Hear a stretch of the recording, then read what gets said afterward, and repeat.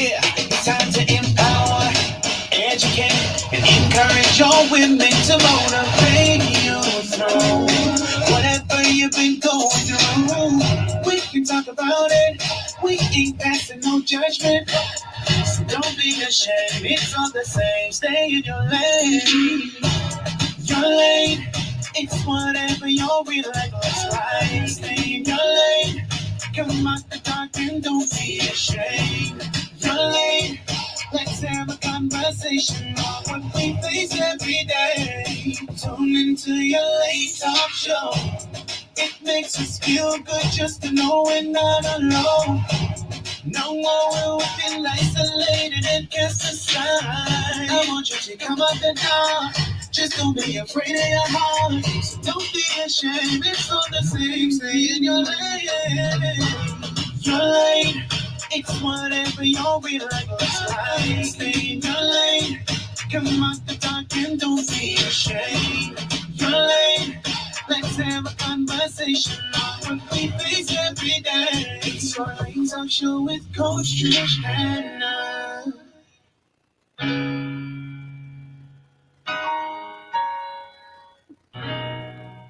Hello, hello, hello. Happy Sunday, everyone. Welcome once again to Your Lane Talk Show with your girl, Coach Trish Hannah. Thank you so much for joining us today. For those who are tuning in for the first time, Your Lane Talk Show was created to educate, encourage, and empower women of all ages. Listen, every single topic that you can think of, we have either covered it or will be covering by God's grace. When we discuss things that deals with, you know, taboo topics, every single thing, everything that you can think of. We come from a holistic approach, so we want to ensure that nothing is being left out when it comes to us as women, right? We want to make sure that you receive and apply as much knowledge from this particular show as possible so that we can become better spouses, better mothers, better sisters, better neighbors, better citizens, and better women in general. That's what we're here for. All right. Last week, Sunday, we covered the show with two courageous women. I mean, she's just resilient, courageous. They came in and they testified about their past homosexual lifestyle and how they overcame. If you want to know more about that show, or tune in and listen to it, I would implore you to go ahead because you will be blessed by it. It's called Overcoming Homosexuality. That is episode 49 that you can go onto YouTube. Just look up Coach Trish Hannah and type in Overcoming Homosexuality. All right. I implore you to call a friend. Tell them to tune into Star 106.5 FM dial or channel 976 on cable. Or you can log on to Facebook on Your Lane Life Coaching Facebook page to watch us live. And when you do, please like and subscribe for those who are tuning in to the YouTube page. And then for those on Facebook, please share and tag a friend.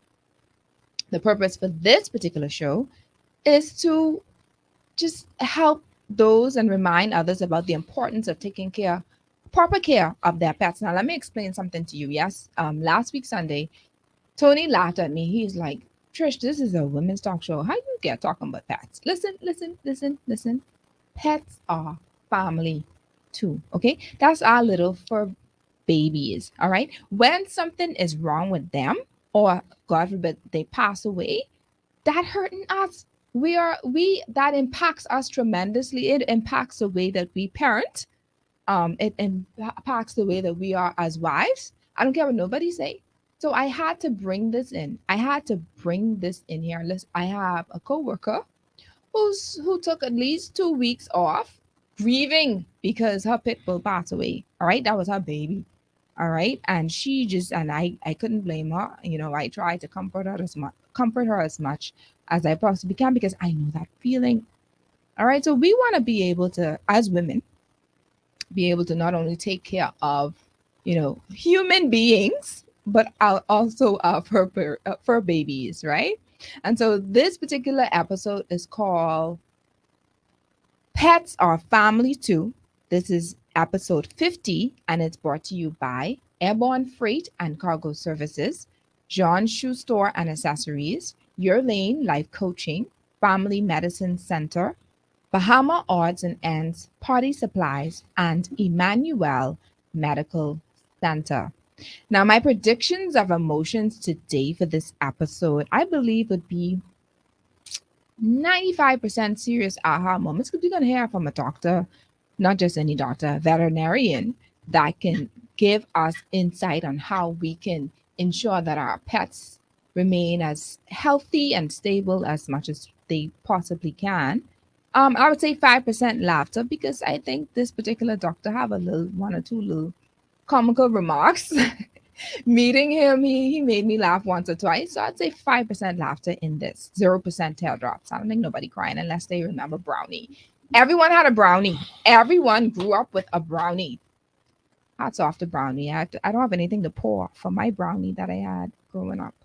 But everyone had a brownie. So if you want to cry about brownie, then go right ahead. Now let's introduce our guest. We don't want to delay any more time. We have with us Dr. Kwesi Smith. He was born and hailed from West End, Grand Bahama. Dr. Smith is a graduate of St. John's College, Giants, right? Yep. He received his Bachelor of Science degree at Tuskegee University and his doctorate degree in veterinary medicine at the University of the West Indies. Dr. Smith is the head veterinarian at Marathon Veterinary Clinic located on Marathon Road. Dr. Kwesi, thank you so much for joining us on Your Lane Talk Show today. Thank you for having me. Thank you for considering me. I hope I do well. Of course you will. I will try. We're gleaning from your knowledge. I'll 'Cause, try. in fact, I was told that you are one of the best or the most sought after. I don't know. That's what they tell I'm me. listening. That's what they told me in the country. So I wanted to have the best, right? Okay. Right? I'll try. Right? Okay. Now I can tell you just before we start, I did a little internship. I wouldn't call it internship, a little summer, a little something with Dr. Sands growing up. This was years ago, about more than 20 years ago, right? And I remember saying, oh yes, I want to be a veterinarian. This is what I want to do. So let me just connect myself with one so that I can have a little insight on what to do and what it's all about. What happened? What didn't happen? The things that I saw. Oh my God, I'm traumatized.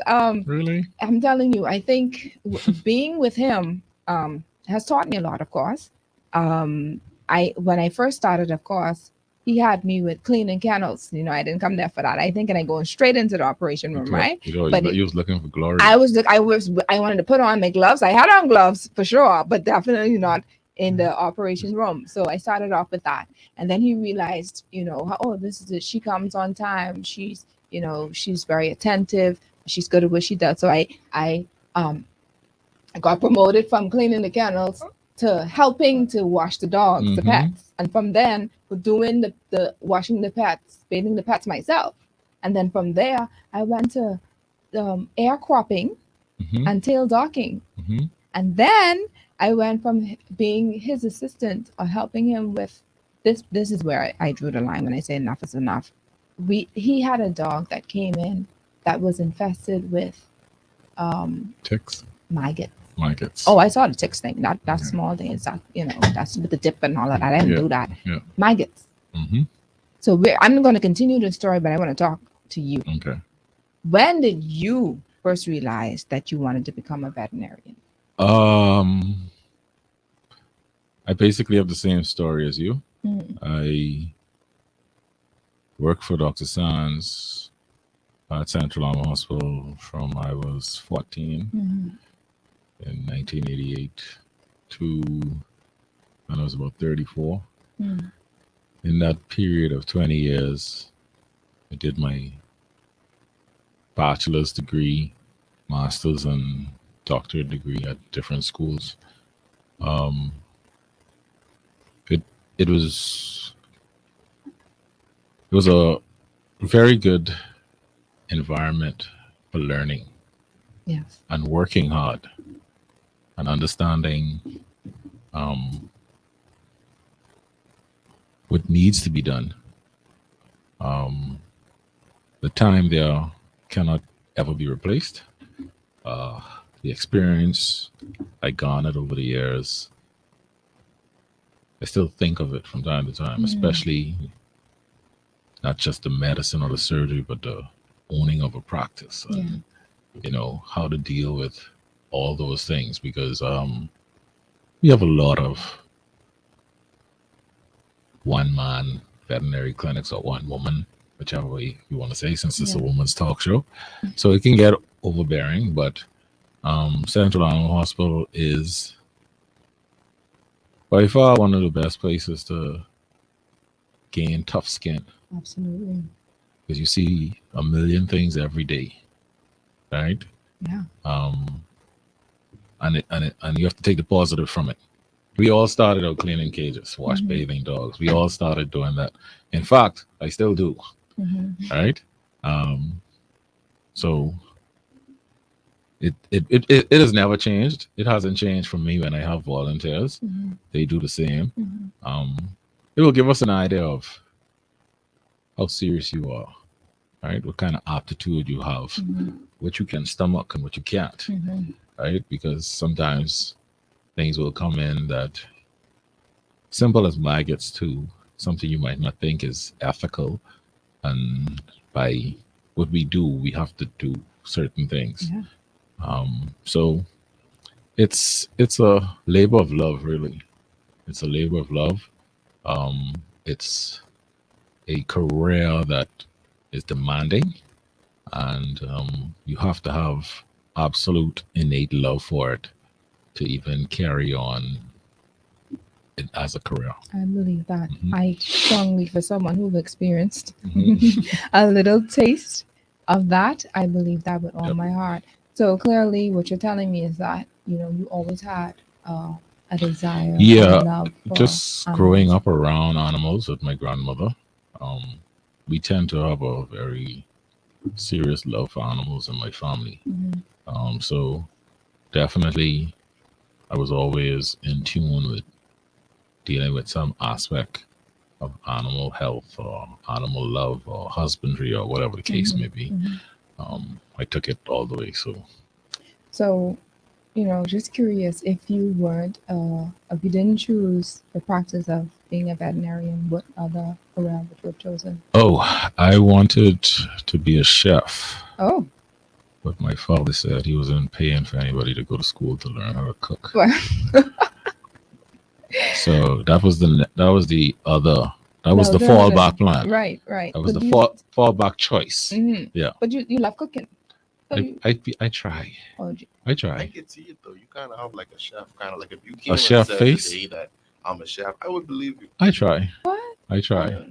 So okay, so what were some of the animals that you grew up around? Mostly dogs and cats. There was your odd sheep or goat here and there, being on the islands and being in settlements. That basically was kind of it. Most veterinarians have a affinity for certain animals or certain things. I had phobias for certain animals over the years. I still am very careful with certain animals. I had a very serious horse phobia. Really? Yes. What, the fact that they might kick you? Yes. I had a very serious horse phobia. They Yeah. easily spooked. Spooked. Yeah. I had a very good equine teacher in school. He kind of broke me out of that. I still to this day have a cat phobia, right? What? Because they're so quick and agile, and they can be very aggressive. They can be very aggressive, right? I don't think it should be called a phobia if it's reasonable. Yeah, I think up to a certain size. slightly reasonable, especially if you in my Yeah. position every day. For those who are tuning in for the first time, the other voice that you're hearing is that of our producer, Pete. Yeah, I was just Yeah. saying, up to a certain size, it's reasonable to be afraid of. Yeah, veterinarians. Honestly, the practice of veterinary medicine is much like human medicine, right? I always tell people, Yeah. you don't go to the same doctor if you have a UTI Right. versus if you have a rash on your skin. So everything is not for me, right? And I will definitely punt certain cases or certain animals. Like I don't necessarily want to be around a snake or a lion. That's my Right. question. What is the most exotic animal that you've ever When you go through catered vet to? school, you see everything: elephant, camel, all kind of different monkeys, crocodiles. These all you see all these things, Mhm. right? There's actually a course in exotic animal medicine and surgery. Mhm. I wasn't too good at it. Didn't never really wanted to be in that lane I was just about to say, at you're all. staying in your lane, Yeah, right? I have other colleagues who I would send a parrot to. Right. All right, that's not my thing. I would rather deal with sheep, goat, horse, cow, dog, cat. But not horse, because you say you don't like Yeah, horse. no, I said I had a phobia You for it, overcame. but I Okay, I overcame got it. you. I got you. Some of the phobias, like snakes and leopards and lions, I'm not interested in being too close to them. Really? No, Not too close. not at all. I understand. Outside of their environment, I will stay well behind the gates. I'll look from afar. Right? Well, listen, we brought you in here today to Mhm. discuss ways to take care of our pets. Okay. Right? I think we'll focus mainly just because you don't like all the other exotic things. But let's stick with cats and dogs today. Okay. And then when we bring you back, as you're coming back, Mhm. we'll discuss other like the hamsters and Mhm. the birds and all this other stuff. Yeah. But let's stick primarily with cats and dogs Okay. now. When let's start from scratch. So when a person is is looking to adopt a pet, Mhm. right? What are some of the things that they should be looking for upon inspection? And then what are some of the questions they should be asking the owner? The Okay. person adopted So in adoption. when you talk about adoption, this could be any age animal, right? Yeah. Okay. So let's yeah. say puppy. Mhm. So let's say a 6, 8, 10-week-old puppy. You need to know if that puppy has seen a vet before. Right. You need to know if that puppy has any problems, any intestinal parasites. You can look at a puppy and tell certain things. Mhm. Degree of nutrition. Is it malnourished? What's the skin looking like, right? You can look on them. You can see fleas. You can see ticks, mange, all these things. Obviously, the answer to your question ultimately is get it checked by a veterinarian, Mhm. right? Get it checked. Animals carry parasites that we can detect easily in an office visit, Mhm. and then we decide and talk to about vaccination protocol, which is very important because we have diseases in the environment that are transmitted maybe from other dogs, other cats, birds, rats, all these things. And we have vaccines for a lot of these environmental diseases, especially the ones that we have here. A lot of times people feel as if, just like in the COVID situation, oh, vaccinated, but I still got it. Mhm. That's not what a vaccine is supposed to do. Mhm. A vaccine is supposed to limit your degree of sickness. Mhm. It's obviously better to have it than to not have it, because the treatment of some of these ailments and diseases that you can get without vaccination can be very costly, right? Older pets, let's say you have a 14, 15-year-old dog. Obviously, that dog has more concerning issues to worry about. Mhm. Heart, liver, kidneys. These things, if an animal is being adopted out, these things need to be checked on, because you don't want to get a dog with heartworm or tick disease or age-related heart failure. Not that you don't want to, but you have to know so that you can take care of it properly Right. and be realistic with what the vet tells you, right? We see all these different ages of animals, and sometimes people are concerned, especially when you have a senior pet, 15 years old, it's having some heart problems. We could try and do a lot of stuff, but sometimes you have to be realistic with heart failure, Mm-hmm. right? Um, 15 years in an animal's life is a very long time, but it's a short period for us, Mm-hmm. technically, Mm-hmm. right? You want to get a dog now and keep it for 20, 25 years. That's unrealistic, right? Okay, so what is the lifespan of a dog? A It, typical, um, because you have the little small. the little small dogs tend to have a longer lifespan, 12 to 15 years. Yeah. That's average. The larger breed dogs tend to start being in the geriatric phase around 8. Um, and then you have to consider genetic diseases for certain dogs, Yeah. right? Whether it's Dobermans, Rottweilers, Pit Bulls, German Shepherds, they all have innate diseases that are part of their genetic makeup. Um, Example, Dobermans have early onset heart disease, Mm-hmm. right? Um, that can happen anywhere from 4 years old. Mm-hmm. I've seen it as young as a 2-year-old dog, 2-year-old Doberman, right? You have to be very careful with them. Um, Rottweilers tend to get cancers of the spleen, Mm-hmm. right? Pit bulls tend to get cancers of the skin. What about Belgian Malinois? Because Bel- that's what I have. Belgian Malinois can develop any of those things, but they are much more sturdy than the breeds that I've just mentioned. And when you say sturdy, what is it? They are a little bit more stoic health wise. They're Okay. stronger dogs.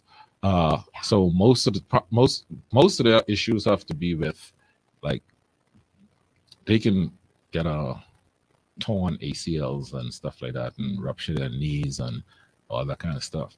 Obviously, here in the Bahamas now, you have to throw in, outside of the genetic issues, is the environmental issues. Yeah. We have fleas; they cause disease. We have ticks; they cause disease. We have mosquitoes; they cause disease. We have rats; they cause disease. But all of these things we address in our clinics, and we have a good handle on it. No matter, it might seem like we don't sometimes to some people, but we have a very good handle on it. And a lot of times it's just up to you finding a veterinarian that you trust. Yeah. There can be differing opinions, just like with any other profession. But most veterinarians are quite amenable to explaining to you why they take a certain position on certain things. Mm-hmm. Yep.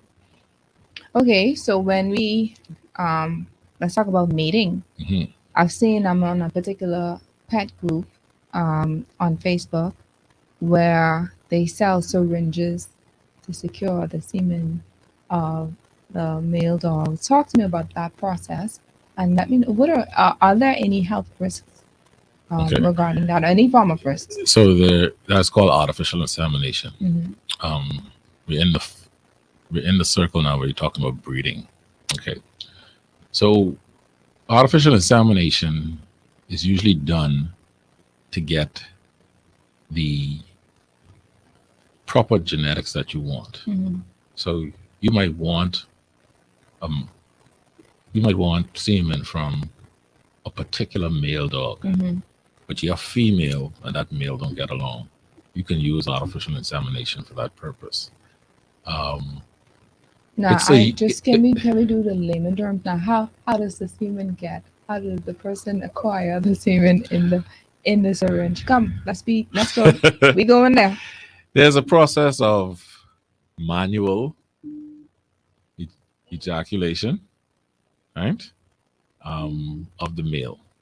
And then that straw that it's in, it's not a syringe. Some people use a syringe, but the straw that the semen is in, because you can actually get semen shipped. Mm. So in the States, right? Let's say you have a particular breed of dog, Mm-hmm. and you live in California, and the dog that you want the genetics from is in New York. Yeah. They don't have to meet. You can get semen from that. It's the same thing they do with horses, Mm-hmm. right? They do it with horses, they do it with cows, they do it with sheep, they do it with pigs, they do it with all animals to increase genetic potential for certain characteristics, right?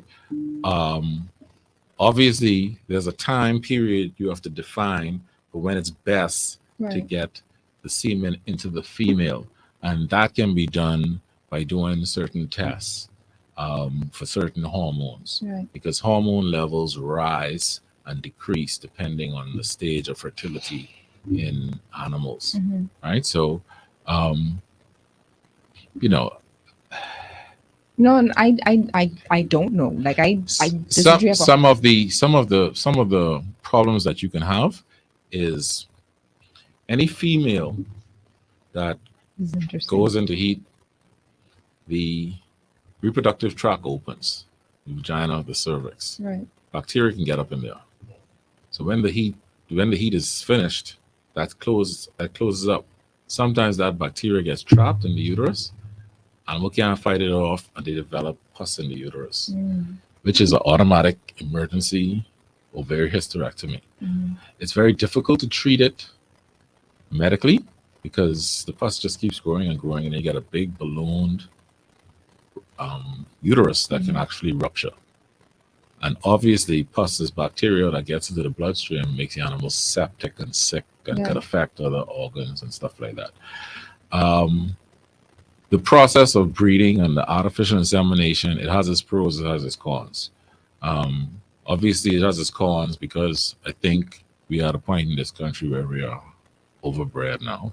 We have too many animals, as you can drive around and see. Mm-hmm. So a lot of us, we do a lot of spay and neuter, but we don't do it on, like, I'm not going to tell you, I'm only going to tell you to spay and neuter your dog for medical reasons, right? But we spay stray animals because we want to reduce the population that we have. It's a nuisance to some people. I spend a lot of time rehabilitating some of these animals also, but if you take one female who could have anywhere from, let's use a random number, 8 to 10 puppies, Mm-hmm. she could have puppies twice a year. That's 20 puppies from that one female. Mm-hmm. So technically, if we have 10 females, we got 200 puppies. Yeah. Where are they all going? Right? Sometimes you get overcrowding. Overcrowding leads to easier spread of disease. Yeah. And then we have to think about the human aspect of it, because we do have what we call zoonotic diseases. Mm-hmm. And those are diseases that can be transmitted between species, including humans and animals. So it's a public health issue also, right? But if you are a responsible breeder, I'm all for it. If you're not, I'm not. Listen, week before last, we saw two, scruffy looking dogs. You could tell that they pot cakes, but they fluffy. Mhm. So they had somewhere in their genes, they have a little bit of Shih Tzu Pedigree. pedigree, Yes. something in them, right? I don't know where they came from. One had a collar, one didn't. But they came in the yard and brazen enough, they barking at me in my yard, Mhm. And I'm like, I don't know who the neighbor. We actually took a picture. I took a picture and I sent it in the community to see, to find out who dogs they Mhm. belong to. Nobody claimed them. And so a neighbor just sent a message and said that they called someone to try to come and get the dogs Yeah. themselves. But when you say persons can be irresponsible, there are times, because I've read and I've laughed at a few in this particular Facebook group where the dog just brazen enough to try to do things even through the gate. That's the Yep. way to do that, right? So not all the time it's because the person is irresponsible. But that's just a joke. But let's talk about the fact that we have the pedigree dogs. Mhm. And then you have some people who are responsible, but then they use their poodle to go and breed and crossbreed with other breeds. Mhm. What are your thoughts on that? Shouldn't, if a poodle is a poodle, shouldn't a poodle mate with a poodle? If So- a Shih Tzu is a Shih Tzu, you know what I mean? Kwesi is a purist. Dr. Smith understands the mixing of breeds to a particular end, Mhm. right? If you go back far enough, all dogs are mixed. Okay. If you go back far enough. But I wouldn't take my Rottweiler and breed it with your German Shepherd in 2023. I wouldn't do that. Breeding is a science for increasing genetic positives Mm-hmm. and limiting genetic negatives. Right? You can get, there's a practice in food production of animals where if a particular animal is not producing, then that animal is culled, right? Because genetically speaking, that lack of production can be passed down vertically to its offspring. Mm-hmm. Right? That may seem harsh, but it's a reality. Some people breed for color. Some people breed for structure. Some people breed for temperament. Right? So there's all kind of factors, but all those things come with their pros and cons. Right. Right? There are certain colors of dogs that makes them more prone to skin problems. Mm. Right? Really? Yeah. Right? If you see a blue or gray, whichever one color, we call blue and gray the same thing. Yeah. They're interchangeable. Or a fawn or a red. Those dogs have genetic or more prone to skin infections. Then you have albino dogs. Mm.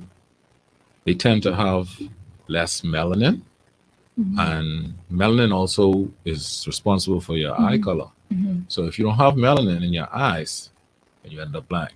Guess what? I want to talk a little bit more about that, Mhm. but let's just take a quick break. Not a problem. I'm excited. I'm excited to hear more about Oh, these boy. genetics, and we'll get back to you. Yeah. Stay tuned, everyone. All right, so we're still live.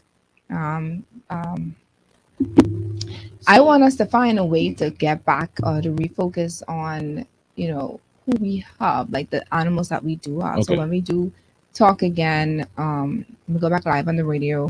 We want to talk about the crossbreeding, breeding, and how persons just do it just because they want to make money. Or Oh, you can persons get me just in plenty breed it. trouble today. No, but we gotta. Let's go there because we're talking about we want to be responsible, Okay. right? Yeah. We want to be responsible. Go ahead, Beats. So essentially, it's like genetic modification in a sense. You can say that. Controlling, yeah, You can try say to that. get a specific You can outcome. definitely say that.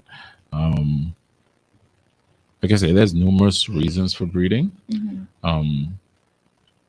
Think about it.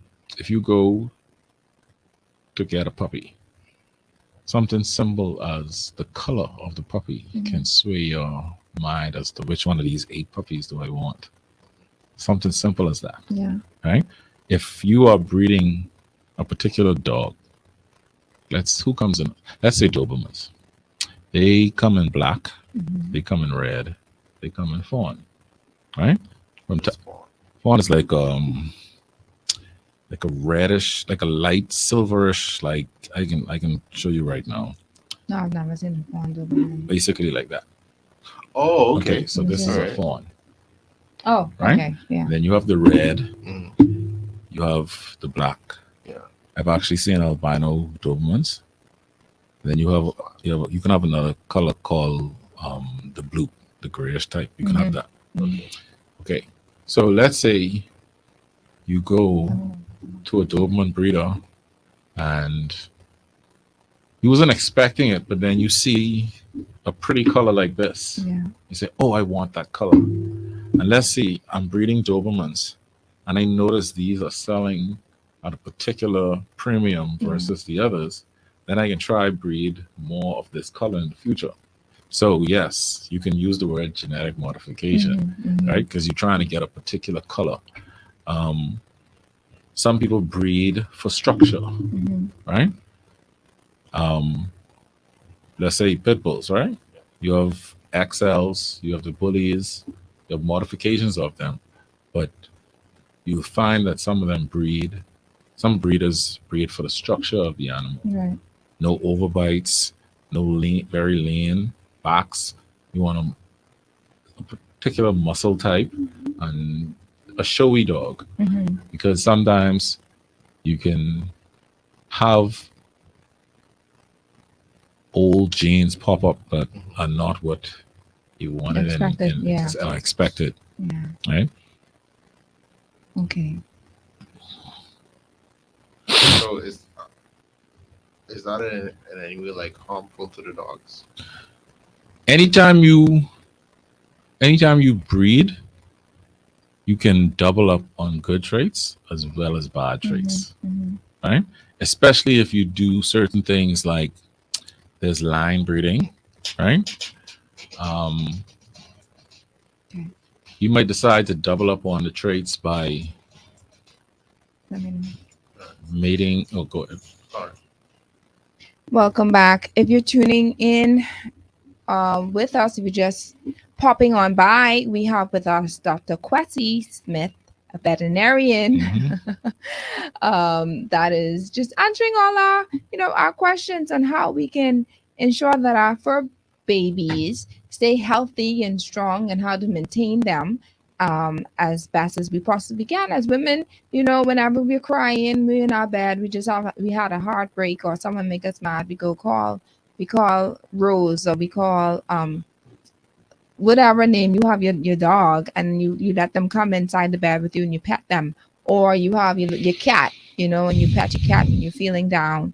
All right. And so we as women, we want to ensure that because we're only focusing on cats and dogs today, guys. So we want to make sure that our pets remain as healthy, and we're just getting a little insight about crossbreeding and genetics, etc. So, Dr. Smith, we were talking about being responsible breeders. Now, you said that when persons breed, they breed for various reasons. What if somebody just wants to breed because they just want the money? So they just, how do you you want to ultimately have some return. But sometimes I assume, let me be honest with you, when I got my Belgian Malinois for Christmas, when my husband gave it to me as a gift, he bought a female. I intentionally said, I told him, respectfully, so is it okay for me to get a male instead of a female? Because I didn't want to breed. I want to be able to have a male, because and then not furthermore, it's all the bleeding and stuff that goes along with it. But I didn't want to have to do it because of the money. Understood. You have some persons who like that, and then some persons who just want it. So the word breeder is used very loosely. So, being the purist that I am, if you are breeding just for money, then I take that label of breeder off of you. What do you call that person? A pimp? Someone who mates dogs for money. Pimp. I don't want to offend anybody. No. However, that should be your last focus. Yeah. When it comes to, I'm not concerned when you come to me. I'm not concerned about you. My concern for your animal and what you came to me for is exponentially greater than my concern for you. Yeah. If I have to deliver bad news, I have to deliver bad news. Yeah. If I have good news, I deliver good news. Either way, I will put everything on the table and let you know where we can go from there. The breeding for money thing, we see that a lot. And most of the time, people that breed for money are below the quality of care that a veterinarian would want to have in animals. Simple stuff like, we have a lot of veterinarians out here who haven't been to vet school. Stop it. Yes. So we have a lot of people that practice veterinary medicine because they went online or here or they had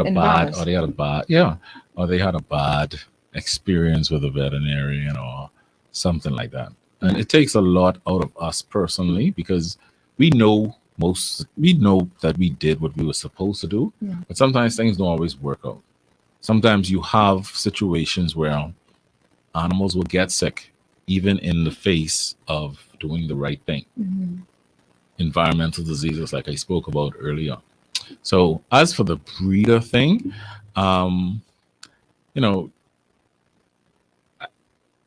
Bahamas is very incestuous. I just want to practice veterinary medicine. If you have a particular problem and you're a breeder or not, if it's something that I'm confident I can deal with, I deal with. I don't get into the politics as much anymore. I used to. I know what you're talking about with those Facebook groups. I had to come out of all of them. They were very annoying. A lot of bad information. Right. Right? A lot of bad information. So I had to come out of them. They're going to cause me to have a stroke. Right. But not to, like I said again, not to offend anybody, but I'm a veterinarian first. Right. Right? I don't believe in cutting corners. I know what I know. Yes, we could play around with certain things, but most of us know generally more than you would ever know. Right. So let's talk about, let's say, a responsible breeder. You have a dog, you have a cat, or whatever have you, and maybe it's because the cat is on heat or the dog is on heat that you would want to allow her to, Yeah, I mean that. Unfortunately, or fortunately, is your decision to make as to whether or not you breed your dog, right? And what you're breeding it for.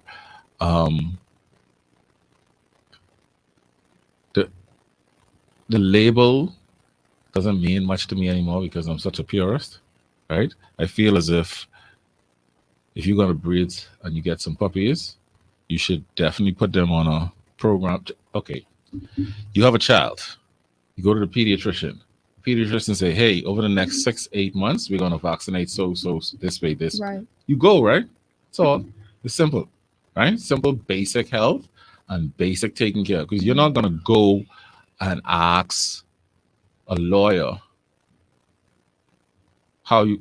if they could vaccinate your dog, or what you think you should do with this puppy. It's not, you understand what I'm saying? A lot of people, the 2023 is the age of the internet, right? A lot of people are very internet smart, right? And that's fine, right?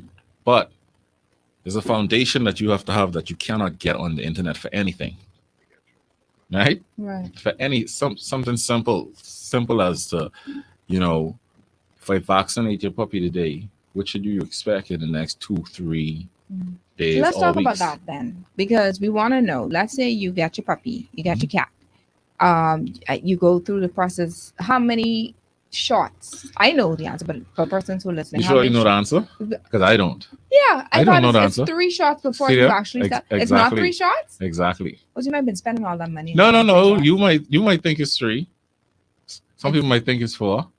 Some people might think it's 5. So how do we determine that? Exactly. What happened to GFR?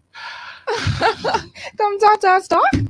How do you determine how many shots it takes to give your pet, your puppy or your cat prior to, let's say, rehoming?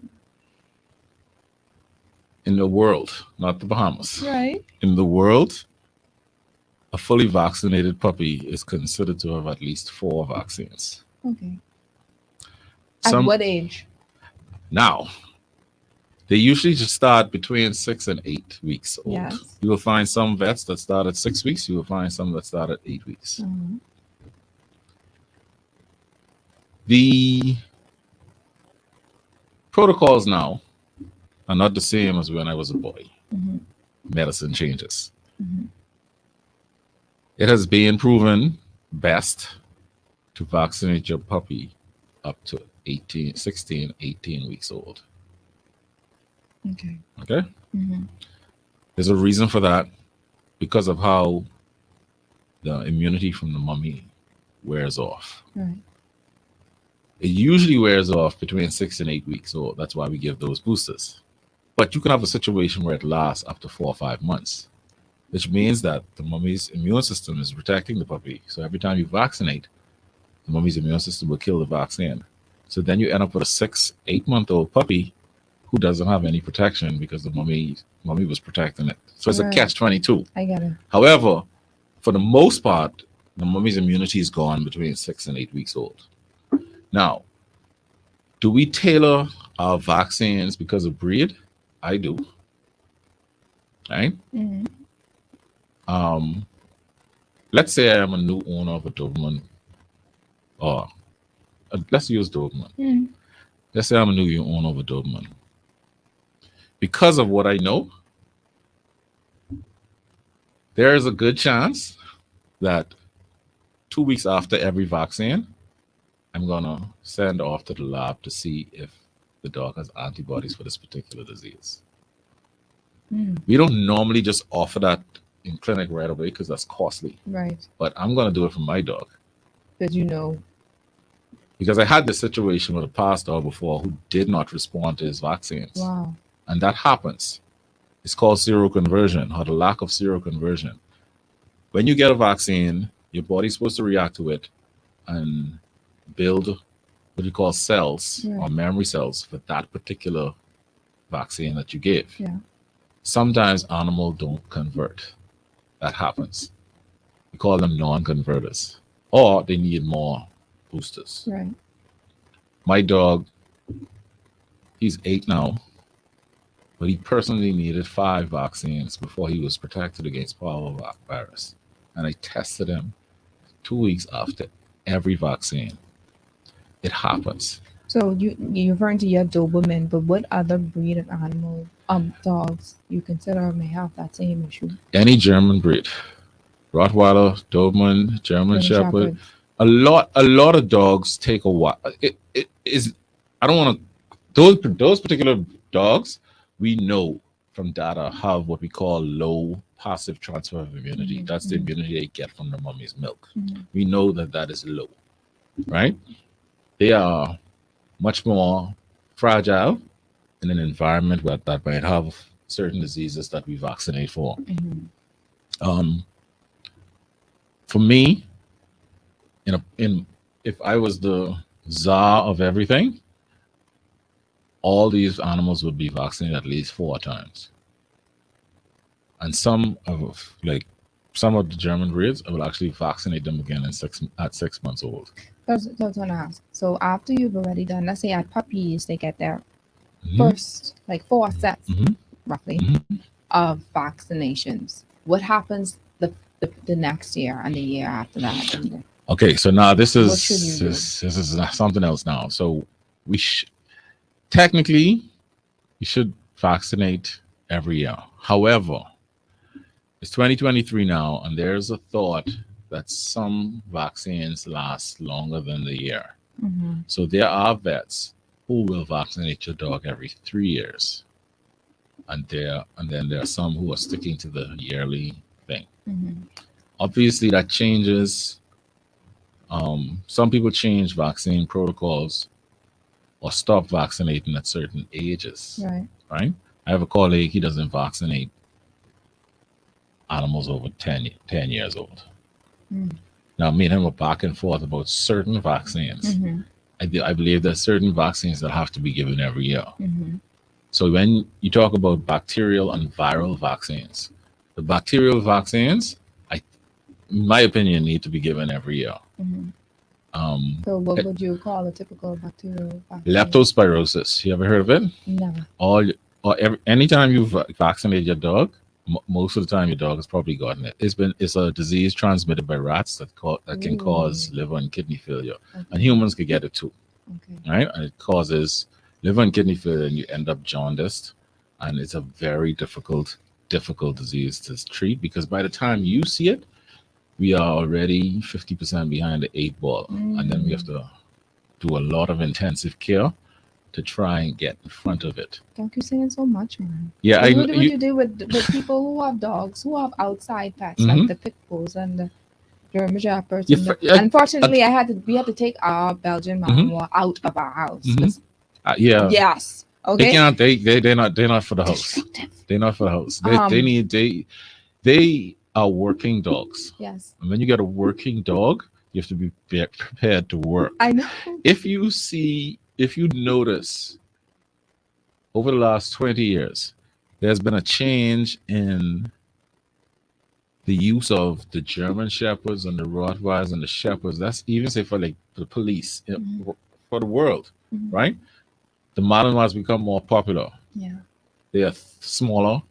They don't have the same hip issues, Mhm. they don't have the same skin issues, they're sturdier, and they could go longer. Mhm. So they could go and run and run and run and run and run. And they're just as protective and they're super smart.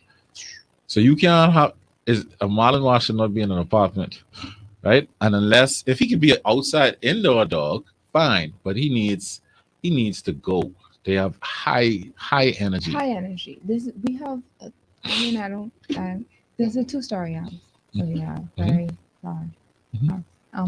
But my issue, I didn't have a problem. Mhm. I mean, yes, I would suck my teeth every time I see things messed up or whatever. But I cried for one good 5 days when my husband said enough is enough, and the dog has to go outside. I Mhm. was vexed. Okay. Mhm. And I didn't mind taking my dog out to let her. He literally climbs the coconut trees to get coconuts. I don't know if you've ever seen that recorded. You've seen- Oh my god. He is extremely. He has high energy, as you stated, Yeah. like all Malinois. Yeah. But I didn't mind. It was only times when, of course, when it was raining too Mhm. much or whatever have you, that we would have, when we kept him inside, then he just everything just. I mean, tornado 'Cause in the house. they get bored very, very quickly. easily. Yes. Very, very easily because it's in their genes to be active basically Looking all for the things to time. do. Yeah. All the time. They're very inquisitive, right? And if you can, and that could be with any dog, but the Malinois especially, since you have one and that's personal to you, they need. They need to be stimulated. They need. I don't to even be, have the time to raise one of them because you have to have a lot of time, and you have to be very focused on their training and their discipline. Shout outs to um my trainer Cliftonville. He did an awesome job.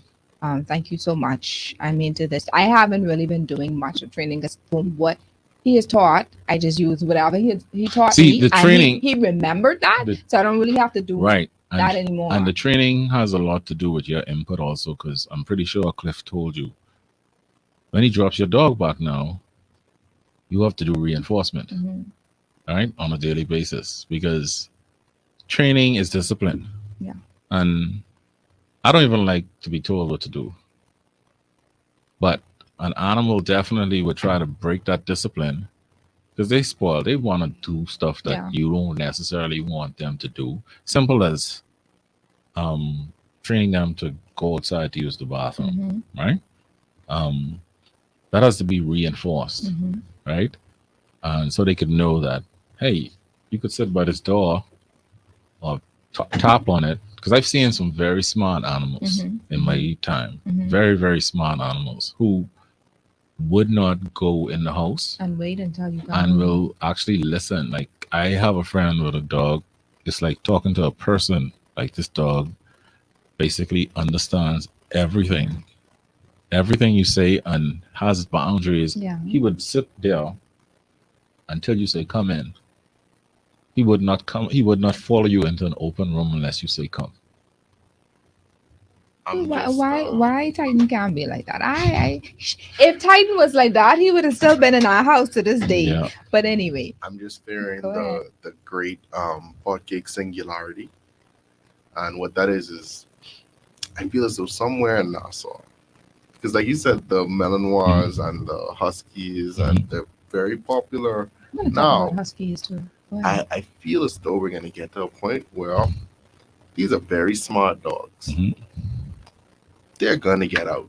The pot cake, people don't give them credit, but they're also a very smart dog. Oh. They're very smart. Yeah. Listen. I think we're gonna get to a point where we're gonna see Malinois and Huskies mixing with pot cakes, and they're gonna have a litter of puppies. I don't think so. And when they hit the streets, it's over. No, You but can a can't go husky to no alone, the drive price through. for a husky and a price for a Malinois, unless it's somebody I've seen made a mistake, every I don't know. I've seen Even come back. I've You wouldn't seen even know. every mix of dog possible. You would not believe some of the accidents that I've seen. Yeah, accident. I've seen every mix of dog possible. Wow. I've seen Chihuahua, Rottweiler. I've seen these things happen. These It things happens. happen, Yeah, right? yeah. I've seen Schnauzer pit bull, Mm. right? seeing every mix of dog I don't possible, even know. Oh. right? Mm-hmm. So obviously, the Royal Bahamian Pot Cake is a diverse mix Mhm. of a lot of breeds over my lifetime, They loyal though, right? boss. They loyal. Because They are. you see, It's and actually pronounced potakake. What? I've never You heard know that. that? Bahamian potakake. You've never. No. Who said that? Who said that? Who came up with That's that? the. That's the. It's in the dictionary. It's the Bahamian Who put potakake. who did that though? The bits in the Bahamian Who put it in dictionary. there? The guy who remember during the pandemic when they flew all Okay. those. Okay, come. Let's All right, talk. all right, Let's all right, all let's stay on. I Let's stay on never heard track. that. I've Let's never stay on heard track. that. Potakake. But It's talk a to real us. breed. Let's talk to us about, because yes, I have seen. I have a somebody on my Facebook that is presently rehoming huskies. Mhm. Right. Let's talk about the environment that we're in. You know, and the climate that we have. I mean, how that isn't that a health risk, or you know, how risky is that? Just The answer to that question is not a health risk um that is exponentially above any other health risk for certain breeds of dogs. really. Okay, so you're talking about heat, right? Yeah, I And mean, you think because from what I because know their from a coat is thick, husky, they can right, overheat. right, But then you have bulldogs with short noses who overheat, and bullies with short faces who overheat just as quickly and get heat Okay. stroke just as quickly. And they have short hair versus the thick hair. okay, So it's a management issue, right? Obviously, in August, you have a big 2-story house, you have a balcony on your bedroom. It doesn't make sense to lock up your house and put your husky on the balcony for the day while you're gone. right, He's gonna get baked. Or any other dog, really. We see a lot of heat strokes in all kind of animals, mhm, right? So it's a management issue also, right? I remember in the summers it used to be very hot. My dogs used to drink a lot of water, and Dr. Sands told my father, put ice chips, put Gatorade in the water, make sure we move the water because the sun moves. So you have to right, move the water in their kennels, else it could just turn into hot boiling water for tea, right, right? And the dogs are not going to drink it, then they overheat and then they get dehydration, Right. traded, and then you have what you call a heat stroke heat or stroke, heat Mhm. exhaustion, Of a hot Mhm. dog. right? Well, Boom, boom, ching. Uh-huh. so it's a management issue for me, Mhm. all right? It's almost like saying, for me personally, I believe any dog could live in the house. I don't believe house dog means a small little fluffy Right. couch dog. I believe any dog can be a house dog, right? I know my best friend has a 140-pound cane corso. Mhm. He's inside outside as however he pleases. Mhm. When he was younger, there was a time when he had to be very, but he can keep him in the house and his sofa wouldn't get eaten up. Right. He doesn't eat any shoes anymore, right? He might bite up his bed, but he knows he can't bite up these shoes anymore. He Right. can't bite up the furniture, But the acclimation to the climate is possible, and then there's a management issue, Mhm. and that falls under the umbrella of responsibility. Right. Because I always tell people, animal ownership is not a right; it's a privilege, Mhm. and that privilege comes responsibility. Mhm. So all of these things that we're talking about, as for health, it's responsibility, Mhm. right? Um, so, and I know people with Akitas. I grew up and I knew people with Siberian Huskies, and they did well, right? Yeah, but it has to be a point where you keep the air conditioner on all day in the Um, house for the dog. Yeah, because I know somebody who does that. By the way, Who, you? not me. Yeah, I wish. I- I'm about to bring Titan in my house tonight. Let me Yeah. see what my husband. Yeah. will Some people will do that. That's good. That's fine, right? Some people will leave them in a room where the fan is circulation and Right. the window is open. That's fine. But again, like I say, it's just a management issue. You want them to have access to cool, clean water all the Yeah, time. Yeah. Obviously, if we leave our house at 6 o'clock and don't come back till 6 o'clock, we have to figure out how we can keep the water cool, keep it in a place where it doesn't get too hot for them, where they don't want to drink it at all, and then they get dehydrated, and then you get a heat stroke. But again, it's just a responsibility and management issue for me. Let's talk about. We didn't really touch on cats. I think I can bring you back Okay, to talk about no, cats. let me Let's talk see. a little bit about managing cats that Darius do not like for some unknown reason. But let's take a break first, and then we get back. We're gonna touch a little bit about cats, and then we're gonna talk about managing our pets' hearts. Using various like heart guards or whatever other tablets and pills that we may wanna insert in their foods or whatever have you for them to be as healthy as possible, have their heart functioning as best as possible. So let's take a break, Beats, and then right after that we'll get into it.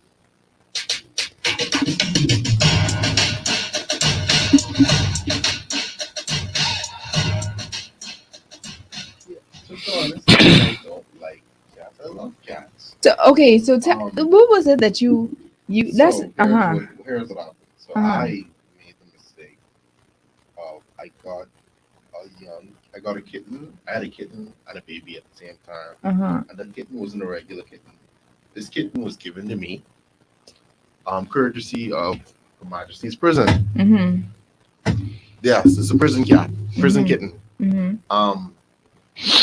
And I always had cats when I was young, Okay. and some things you don't realize until you get older. And I learned that cats are not very nocturnal animals.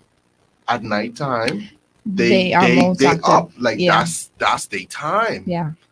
And nighttime, I like to sleep. And the cat, she wasn't having that at all. No.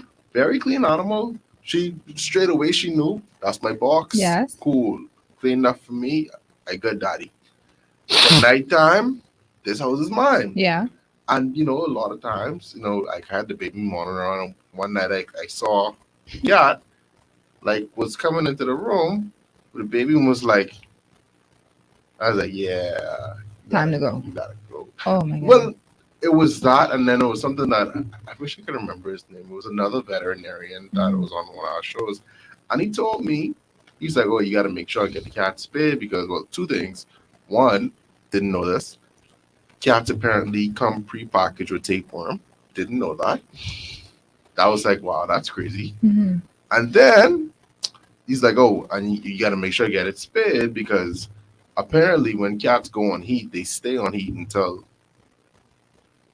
to completion. Well, I adopted my cat from Humane Society. I've had it for 2 years now. When we first adopted the cat, this is for my daughter because she always wanted a cat, so we got it. We initially thought that the cat was a male. So it was interesting that when we went to get the the checkup, that it was a female. It was like, oh my god, we're so sorry. But- We're just we trying to Just showing Cross not to cut you issues. off. I feel like everyone as a cat has come to that point. This is a man or a woman. yeah. But I've grown to love her. It's so funny that when persons come to the house, people will never know that I have a cat. Never, ever. The litter is secured and everything. And she does not come out to meet anyone at all. So the only time I get to see her is when I'm there by myself. She does not like my first son, my firstborn at all. Sounds like a cat. I'm telling you. But she loves the other two. She loves the girls. She hangs with the girls. Sounds like a cat. Yes, and she is very, very nocturnal. She's very noisy, and especially around Christmas time with the stuff on the tree. That's just her, and we love her. Yeah. I love cats. I think, when my kid gets a little older, Yeah. I'm looking at, maybe getting some pets. But right now, And just get a turtle and say praise the Lord. That's Mhm. What are your thoughts? The cat situation is unique, but it's the same when it comes to something simple as vaccinations. They don't necessarily come pre-packaged with tapeworms. that's what Fleas transmit tapeworms.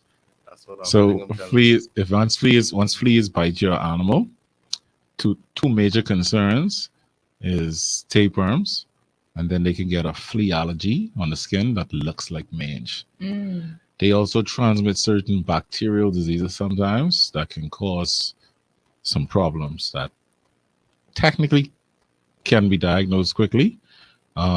Cats do get heartworms. Cats also get leukemia, and for lack of a better word, feline AIDS. Feline AIDS.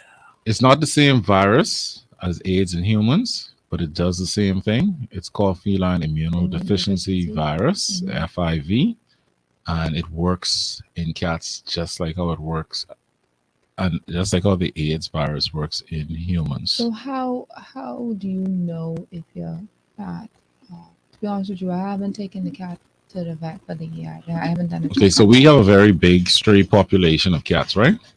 Sorry. And Let's go back on and then we can talk about it. Welcome back. Just before we continue, I would like to let you know that the trusted and experienced team of Dr. Sean Knowles and Dr. Norad Morgan at Emmanuel Medical Center has so many different services to offer. Services that include annual physicals, treatment for mental health disorders, addiction counseling for substance misuse and gambling, confidential STI and HIV treatment and management, cosmetic surgery, pre-operative physicals and labs, hypertension, diabetes and cholesterol management, health and medical certificates, sick and well child visits, men's health and home visits. Emmanuel Medical Center is located off Mackey Street at the corner of Roosevelt Avenue and Carib Road. Their clinic hours are Monday to Friday, 9 a.m. to 6 p.m., and Saturday, 1 p.m. to 5 p.m. For more information or to schedule an appointment, call 393-9355. That's 393-WELL, W-E-L-L. Emmanuel Medical Center, helping you achieve wellness. Now back to Dr. Smith. We were talking about cats because you got to bring in cats. You can't leave here without talking about some cats, you know? And so we were talking about how there are some certain diseases that cats have that we have to really, pay attention to. And one of the questions I want to ask is, how do you determine when a cat, has these things? Just say for one who may not do the annual visits, and they would probably only take their cat once they see some issue. Right. But what are some of the issues that one can tell if the cat is under some type of medical so cats trauma? Cats can be a little bit more stoic than dogs. Right. So some simple stuff like hair loss, coughing, diarrhea. You can have situations where you see blotchy spots on the cat's skin, little red spots. Those are all indicative of internal issues. Cats, one of the more common issues with cats are urinary tract infections. They get them a lot. Cats also get heartworm disease. They get leukemia. They get feline AIDS, all of which we can test for in clinics. Blood work, stool samples. Some feline AIDS cats are very what's the word? Very transparent to us. Gum issues, periods of up and downness, if you want to say that, fevers, immunodeficiency viruses will break down your immune system, of course. Right. So you can get respiratory tract infections. So you can have cats that show signs of having a cold. Right. Or you could look at their gums and sometimes very red. And then you can put together a list of differentials. Obviously, that list could be long, but you can rule them out with testing at certain, clinics. So how often should we take take a cat for checkup? I feel guilty because I haven't done it for the year. As this is the issue. As a purist, I'm gonna say your animal needs an annual every year. Okay. As a purist, right? I'm going to say your animal needs a annual Checkup. every year. Mhm. And depending on the age of that animal, um, that would require certain things. Obviously, the status of the liver and the kidneys and the heart is not as important in a 2, 3 year old cat as it might be in a 10, 12 year old cat, Yeah. because cats do get heart disease at that age, which would need x-ray. We do everything you could possibly, you whatever you can go to the hospital for, we can do. Yeah. R- Blood work, The real radiographs, ultra. veterinarians now. The real No, ones. no, we are all real. We are all. Listen, we getting into the economics now. We getting into the Because economics. I could quote what you told me a couple No, minutes we could ago. get we getting into the Anyway, stay economics. focused. Let's stay focused. However, Let's stay focused. Uh-huh. You could get all that Cat stuff. You lady. get you could take your dog now and do EKG, Mhm. right? We could do EKGs that will go off to a cardiologist. Yeah. We could, you know, you've had blood sent off to the lab. Yeah. You've had urine sent off to the lab. Mhm. We do all of that. Mhm. Right? However, we work around that a lot of time because the economics of real health, like if the way I go about raising my puppy is probably going to be way different expensive. than the way you go about it. Mhm. Right? You're not going to spend money every 2 weeks to test your dog after vaccines to see Right. if it's protected. You're going to trust the process. Right? I, however, I'm a scientist. I want to know how long it's going to take. I Right. want to see. So now, if I vaccinate my dog 3 times for parvo, or if I vaccinate my cat for feline AIDS, I'm going to take blood after a period of time, send it away, which is a fee with FedEx and all that to the lab, and I want to know if this vaccine has kicked in yet, or if I need to give another one. Can I just say something? Mhm. I just want to express how gobsmacked I was when I first found out one about the tapeworm thing, Right. and then again the feline AIDS, and then ultimately that cats get sick. Like growing up, I honestly believe cats were invulnerable. Like Mhm. when that's saying that cats have none, I had a cat when I was growing up. That there was a point in time when I thought that my cat was gonna die because it literally had a hole in its stomach. Wow. My parents, they aren't the type to Who'd send the take cat the cat to vet? the veterinarian, Yeah. especially not a cat. They're not gonna do that. Mhm. All right. I kid you not, my cat went into the bush. 3 days later, he came back, and he was just, I'm good. No hole. Listen, not even that. Nothing. This reminds me. Like I remember at the beginning of the show, I said everybody had a brownie. Everybody grew up in a brownie. Our brownies live longer than these pedigree dogs. I'm like, Well, I trying to figure out what's going on, and y'all dog just taking all our money. Because So- we could treat now. I'll never so- do that, so- but we could treat our dogs like brownie. Them So who again- survived very, very, so very again, long. Yeah. Anytime you mix anything, technically You you think might that- have better genetics. The you get- immunity you is get- stronger. You think? I don't want to say that because what I do, I need to I find do a a lot. brownie. I do a lot of infectious diseases. Right. So I see all breeds of dogs with all kind of different things. Yeah. So I don't want to say yeah. but that's environmental, right? Mhm. When you talk about innate issues that different species of animals have and different breeds of cats or dogs, then you Right. get into a particular area. No, Right? I completely get it. Simple as which dogs are more prone to parvovirus, Mhm. Mhm. right? Yeah. There's a list for that. I have a book. It actually is what you call a dog Bible Yeah. of diseases, genetic diseases. Mhm. So you can look up a Malinois and it will give you, these are studies that were done, and Malinois are more prone to getting this, that, next thing, right? Like a German Shepherd, Mhm. Rottweilers.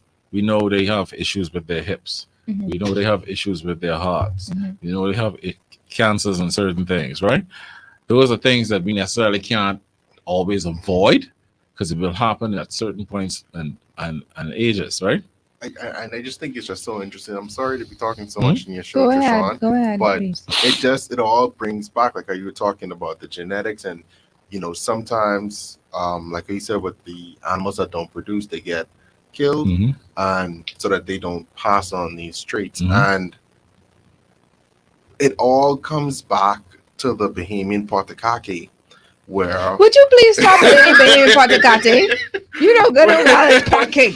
where Go ahead. Go ahead. where you have these animals that have survived some dire conditions. Yeah. I mean, surviving on literal trash, learning how to cross the street by somehow learning the difference in these colors. Yes. Because I always thought dogs couldn't see color. But Adaptation is a can. serious thing, you know. Yeah, Right? and Adaptation is a very serious thing. so over time, the porkies that are more successful, they mate and then they pass on these genes, and now you have a brownie that literally Hurricane Dorian come and he gone outside and he come back when it was over with food and he's like, y'all And good? he survived, honey. Yeah, but Okay. that's because, like you're saying, with these traits that have been passed on, and you know, I had a professor who used to tell me there's no such thing as a healthy animal.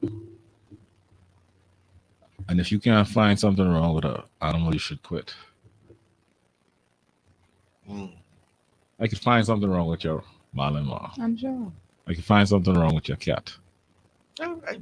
There's always something. There There is yeah, something. because now that depends on how deep you want to go, Mm, right? How deep? I watch a lot of medical shows, mhm, right? Chicago Med. I'm on my marathon right now. mhm. Someone coming for an ear infection. They do every blood work, head scan, check everything that could possibly cause Okay. an ear infection, right? Which includes now they call the psych people to talk to you to see if you did something harmful to yourself. Right. So now they're covering all their bases. Yeah. We don't live in a world where we have to cover all our bases all the time, Mhm. right? We're not a very you don't get a lot of suing for animals type situation. Mhm.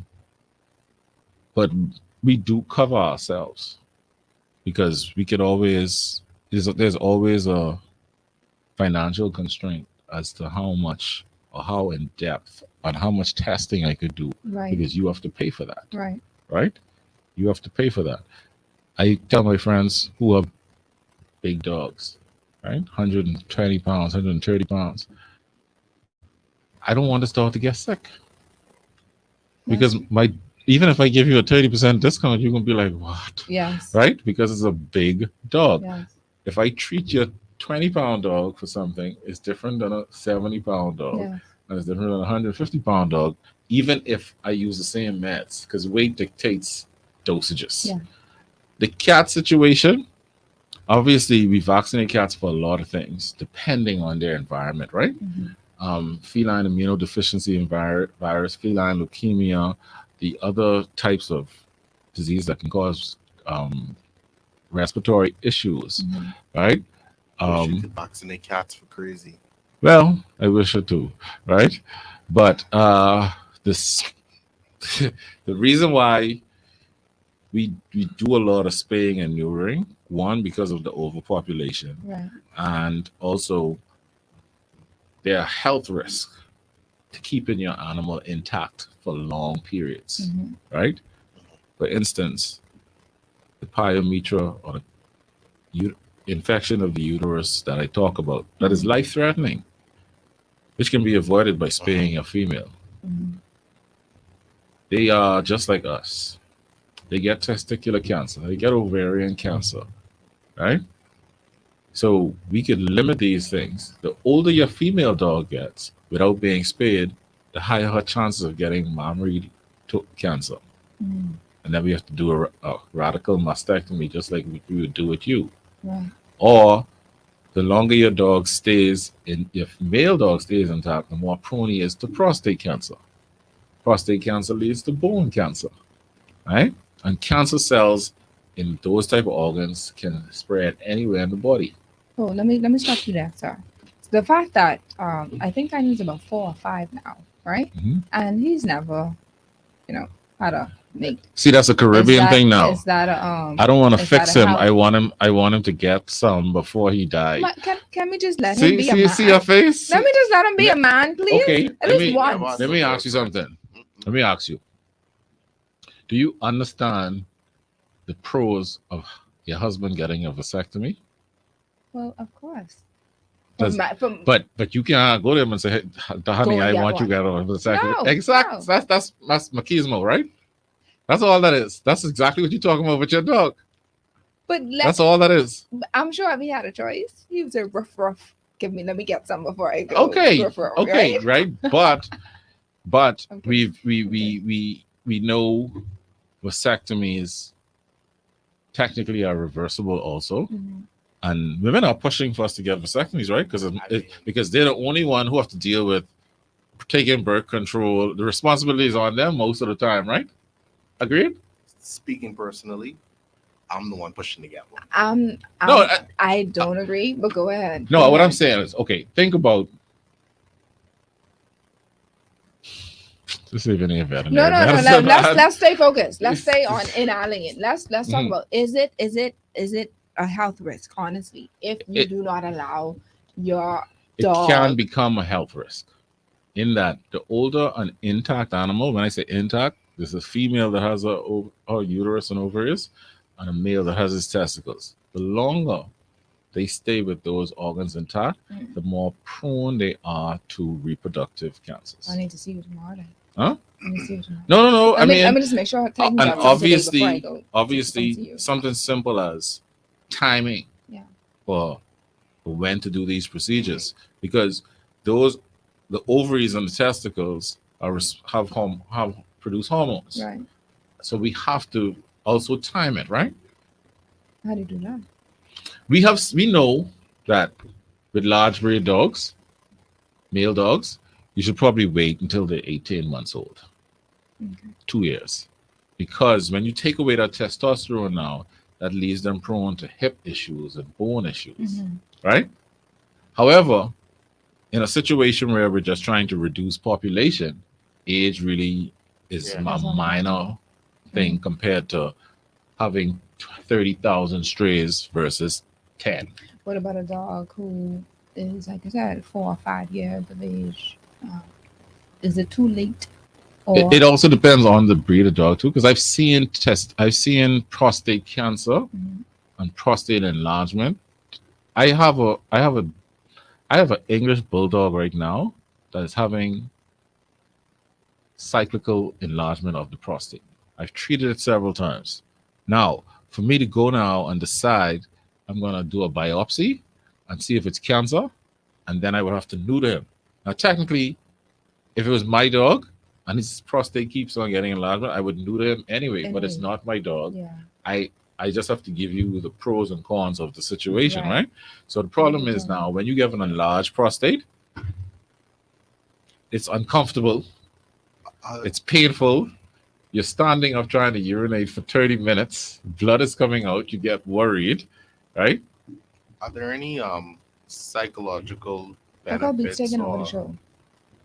Go ahead. I got Go ahead. curious. Go. I'm I'm sorry. kidding. Go ahead. But are there any psychological benefits or deficits to getting your dog? In my personal experience, for me, Yeah. the answer is no. However, people have seen in their Mhm. world a decrease in aggression, Mm. right? And I say my experience. I had a situation where I had about Hold on. Wow. Beats is taking over my show, and now he's telling me, "Oh, you have 10 minutes left." Who been talking more? Go ahead. I had a situation where I had about 9 pit bulls at one time. Wow. I was in school. They were always fighting. This was 20 years ago, Mhm. right? More than 20 years ago. And they kept on fighting. The veterinarian at the time told my father to spay and neuter them. Yeah. That should help. It did You nothing. ate some of the We did. testosterone. He spayed and neutered all of them because he was tired of paying for dog fight visits. Yeah. And he loved these dogs, right? Mhm. It didn't change anything because psychologically they don't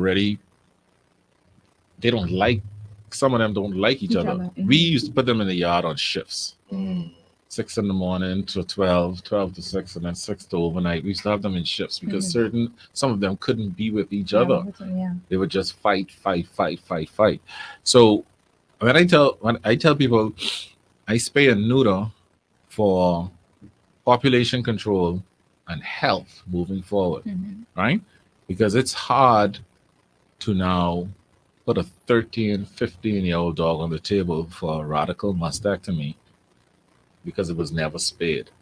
So it's that 13 or 15-year-old dog already have some inherent heart issues, and anesthesia is always a risk, right? So it's scary, right? So my clients who trust me will spay and neuter when I tell them to, right? If you want to breed, I have responsible clients who would breed dogs and give to their family members. Or, I have a client, she kept 2 of the last 4 puppies, and if they sleep past their normal waking up time, she want me to check them out, something wrong, you know what I mean, right? So it's, but for to be responsible, that comes with making sure they're healthy. And making sure they're healthy is, and I can be very, I don't know. Everybody, stop taking advice from non-veterinarians, please. Just stop, because it only causes us a problem when you go and do what some layperson say, and then 2 weeks later they're coming back to you. Yeah, and then it causes me and you a problem. And then they blame you. Yeah. Oh well, we're so used to that. Oh yeah, because I've read some stuff. We are so. And I mean, not you. I mean, no, yeah, we are basically immune to that now, because what has happened over the last 10, 15 years also is we have opened up our lines of communication between us. Because so if Krishan goes to wherever and then she comes to me and then she goes back to them, we will share that information. We can talk to each other. I like that. We have to. We have to, because even if it's just to get medical records, right? That's important. If you go to a new doctor, they ask these simple questions. Hey, when was the last time you've been to a doctor? What was found? Where's your blood work? Especially if it's something that they need to do or repeat again or not. And it's the same thing with your animal, right? Because people will misrepresent certain things. And it happens every day. So we you have to be very, this career is not for the weak. No. At all. And with the invention of Facebook, it's very easy to sit on a computer and tell half a story and put Dr. Smith's name on it and say, this is what he did. And then I've seen it many a times where people say, oh, he did this and he did that. And I'm like, I never even see this dog. What are you talking about? Yeah, people get a little touchy when it comes to that. And that's fine. And we understand emotion, right? Because we deal with it, right? Most of my colleagues have been in your position many times. We've been animal owners. We've had dogs with cancer. We've had dogs with problems that we couldn't necessarily fix. I had a dog. She was 17. She had cancer. She was 38 pounds when I came home. She was normally a 75-pound dog, but she had cancer of the spleen. And I didn't want to let her go. I took out her spleen. I did chemo, ordered a bunch of drugs, right? And it can be labeled inhumane how long I kept her alive because I just didn't want to let her go, right? But hey, so we understand. We take it and we ride with it. As we wrap up, we want to talk just briefly about what we can do to prevent certain diseases, at home.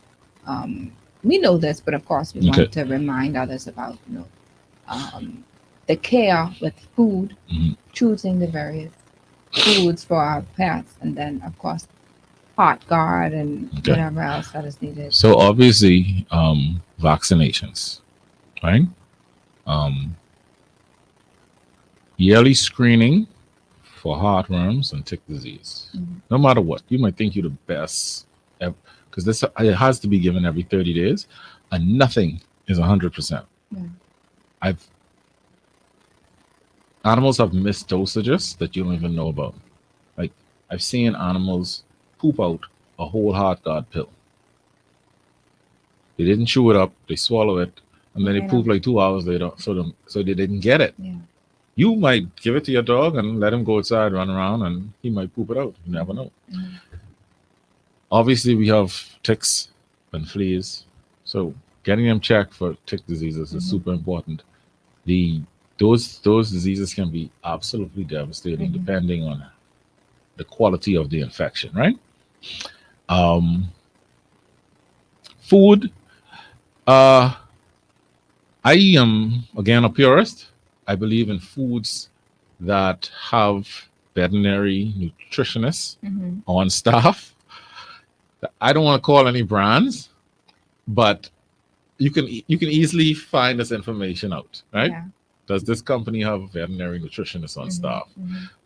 I don't want to get into that debate about food because you know, um, I will say because I'm passionate about it. Yeah. There's a there are certain diets, grain-free foods, right? They were supposed to be they were made for quote unquote allergies. Mhm. There were a lot of skin issues. Um, but grain-free diets are linked to early onset heart failure.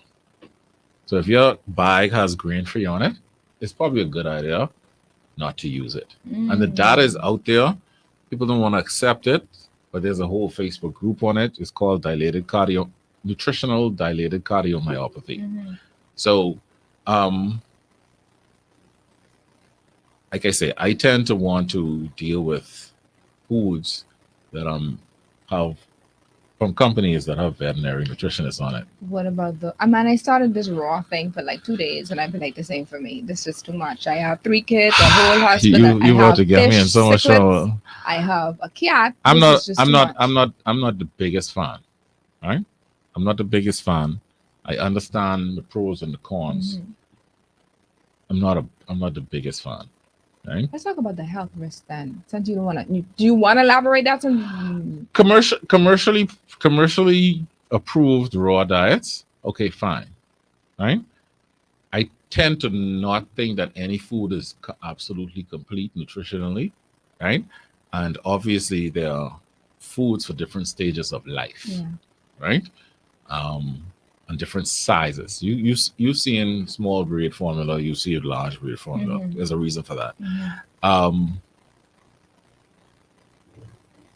Again, the, I'm I'm in the middle when it comes to the raw food diet trend. Come, let's talk pros No, and cons. no, I've seen a lot of raw feeding animals that wasn't technically raw food. Oh, Right. I just went to the grocery store, pick up some chicken, wash it off, and give it to the dog. That's not cool, No, I mean right? when you do I've the seen a raw, lot of you this. you do the rice and the egg and the meat Okay, cool. and the But when corn I'm and talking about the meat, right? broccoli and I've seen a lot of this. I think from what I've seen, because I kind of a little bit off social media and the Yeah, yeah. dog stuff, right? Because I don't want to get involved. I don't Yeah, want yeah. to offer my opinion no more. I get it. But I think the raw feeding diet family of people, I think it has progressed a little better over the Mhm. last 5 6 years, That's good. right? But like I say, I don't know. I'm not gonna feed my dog raw food, but I might have somebody who does, right? Man, you a politician, eh? Yeah, I have to. This guy in public, I have to be very. Okay, so give me an example of a good meal.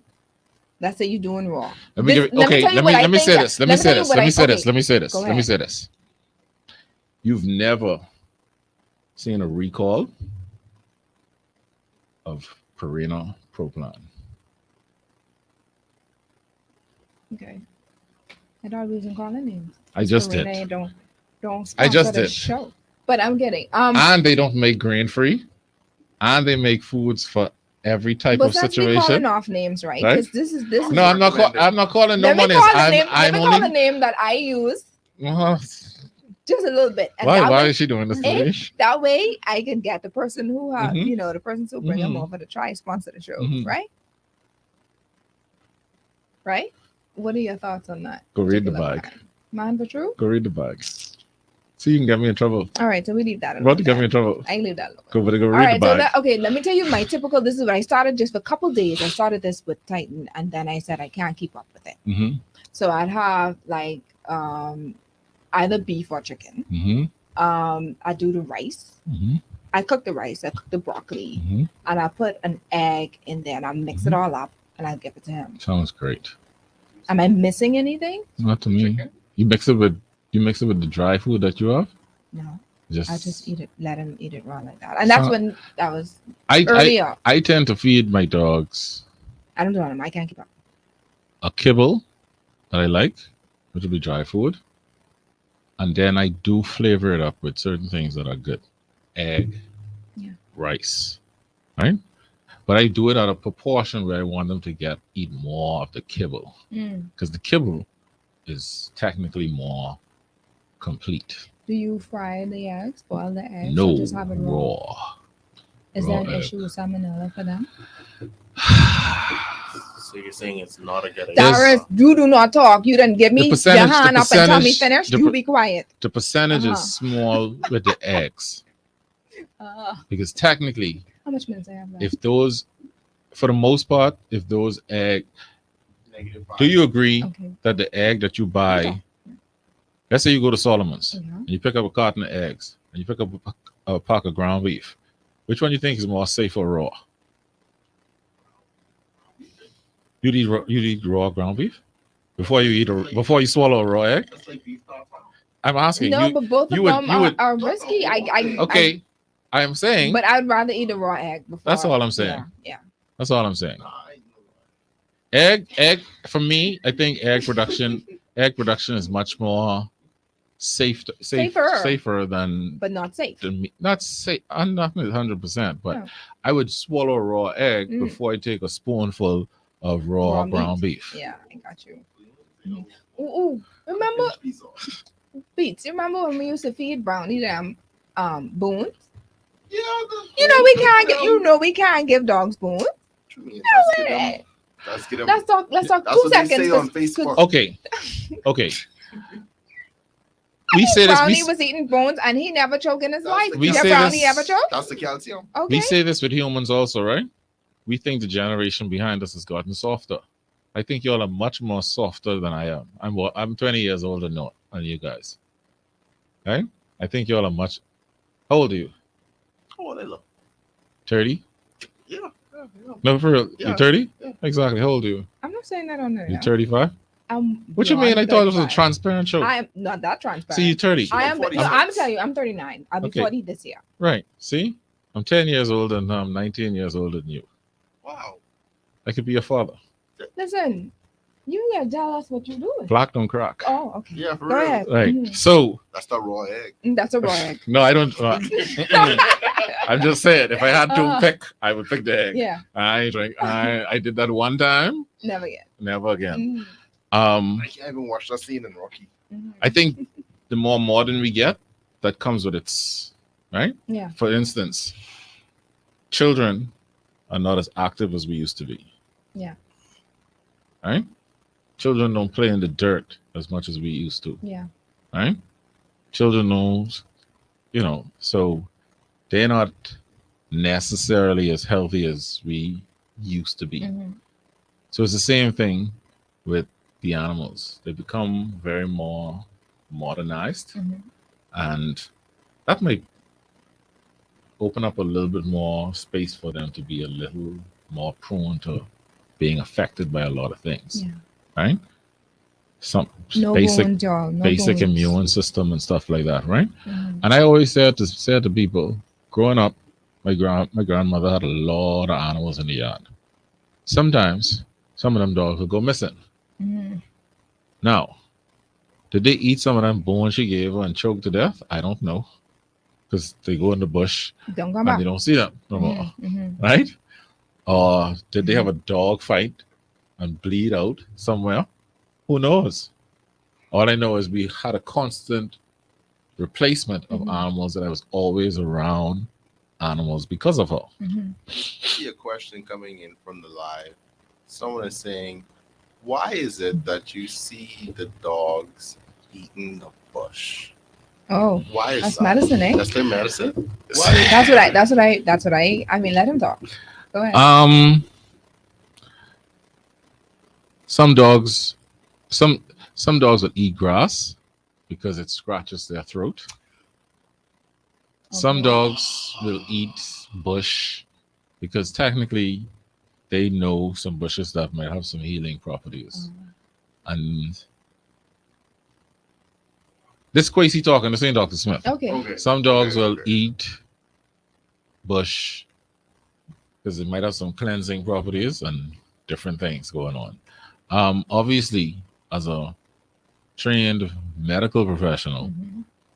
I tend to think something is wrong when No. they're doing that, not necessarily right. Yeah. Right? I can understand. And I try to mix in some holistic stuff here and there, Mhm. but by virtue of being a licensed professional, I have to follow certain guidelines. Right. I do not knock naturalistic or holistic medicine.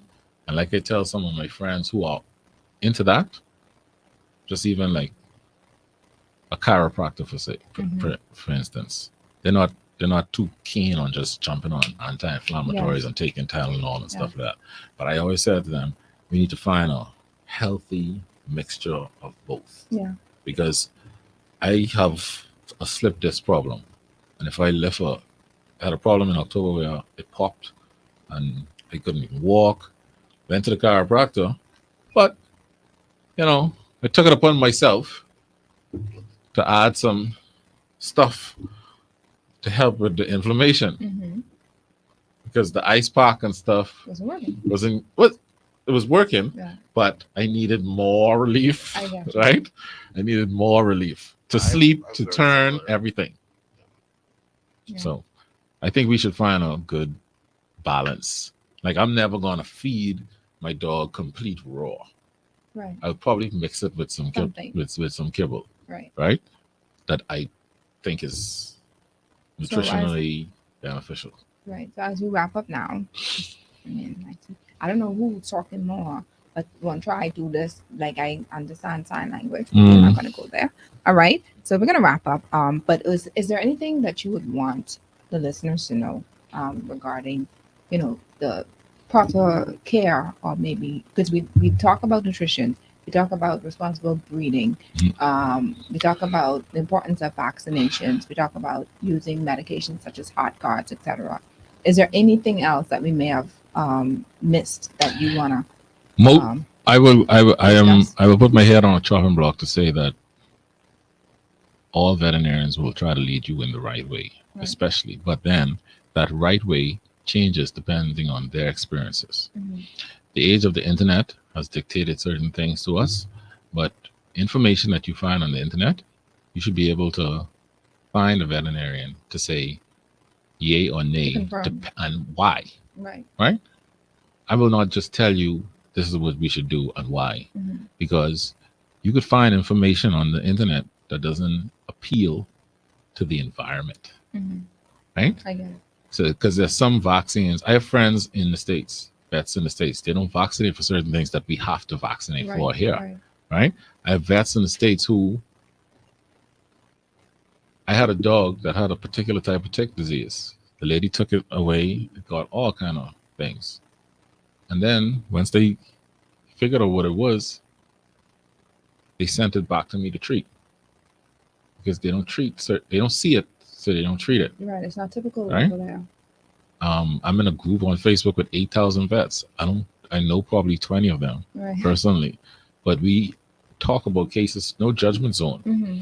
And I've had people reach out to me from Africa, Australia, and Detroit when they have a parvo outbreak. Mm-hmm. I've had friends say, "Hey, Kwesi, I need help with some skin," and vice versa, Mm-hmm. right? Because I would say, "Hey, what drug you use for this?" Right? Because I have drug for every socioeconomic class of people there are, Right. right? Because some of these drugs I don't even want to buy, Right. right? Mhm. But I have to, depending on the situation. Right. Would you want me to give your dog? Tell you simple stuff like I can give your dog an injection now and again in 2 weeks, or you could just give these pills twice a day for the next 30 days. Right. But obviously, that comes with cost and different Right. things. But I would say one of the things that we want to do for the health of your animal is have a vet or find a vet that you trust. Yeah. Right? And even though you go and read up on things, find a situation where you can have a particular relationship so they can explain to you why they didn't do it this way and why they're doing it this way.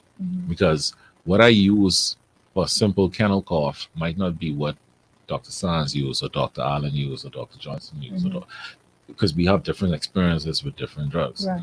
Right? So that comes with That's interesting. what happens in my experience. I'm not going to throw your dog have a UTI. I might not always say, hey, just take this augmented. I might use something else.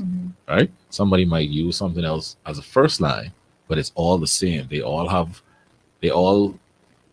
under the umbrella of stuff that we can use. Right. So it's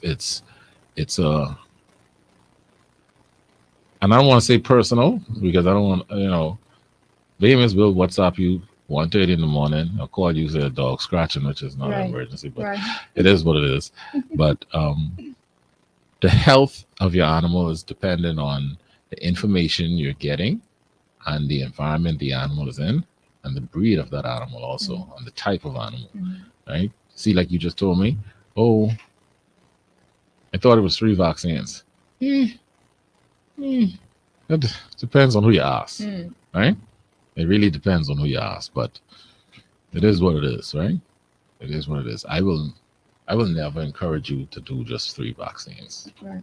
And sometimes people get annoyed that they have to come back because sometimes I split up my vaccines, right?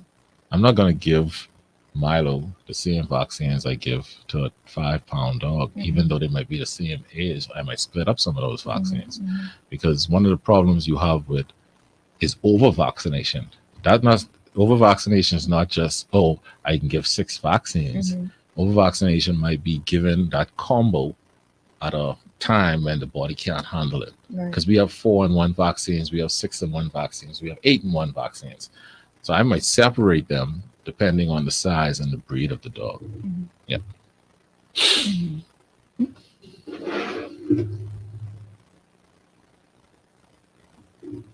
I'm sorry. Could you write it down for me? Because I can't understand what you're saying. But thank you so much, Dr. Kwesi, for just your time. Not a problem. Your time, the information, the insight we've gathered. We've got a lot. I learned a lot. Beats learned a lot. And when you do come back, it's coming back. You never really answered the question. Was the most exotic animal that you've ever practiced on? Can you recall? Exotic to me? I never saw it before until I got to vet school. I never even saw it on TV. What's that? There's something called an agouti. It looks like a rat, but it's big like a pig. They have them in Trinidad. And these are pets, or no, these are just they was in wild? they was in the zoo and they wild. Okay. Right. Capybara. Something like I don't want to say like capybara, but they have a rat face, but they have a body of a big old pig.